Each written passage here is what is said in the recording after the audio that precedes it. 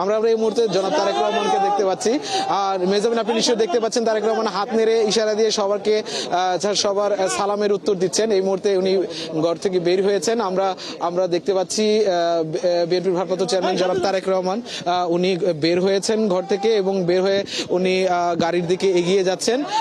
এই মুহূর্তে এখন উনি গাড়িতে উঠছেন এবং চতুর্দিকে নিরাপত্তা কর্মীরা তাকে ঘিরে রেখেছে এবং এই মুহূর্তে উনি বাসে উঠে পড়লেন এবং গতকালকের মতোই উনি যে বাসের যে সামনের ড্রাইভারের পাশের যে আসনটি আছে সেই আসনটিতে হয়তো উনি আজকে বসবেন এবং উনি বসে পড়েছেন। আপনি নিশ্চয়ই দেখতে পাচ্ছেন উনি বসে পড়েছেন এবং সেই আসনটিতে বসেছেন গতকালকে যিনি যে আসনে বসে সবাইকে হাত নাড়িয়ে অভিবাদনের জবাব দিয়েছেন।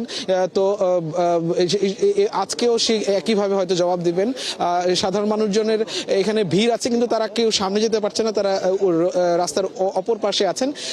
বাসের কাছাকাছি দলীয় নেতাকর্মীরা এবং আইন শৃঙ্খলা রক্ষাকারী সদস্যদেরকে আমরা দেখতে পাচ্ছি এবং সবাই এক এক করে সে বাসে সবাই উঠছে।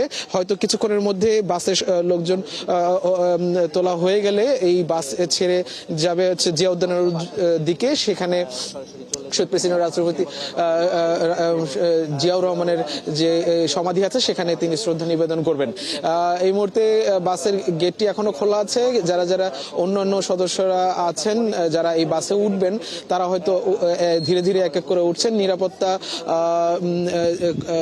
নিরাপত্তা কর্মী এবং দলের যে অন্যান্য সদস্যরা আছেন তারা বাসের গেটটি এই মুহূর্তে বাসের গেটটি লাগিয়ে দেওয়া হয়েছে।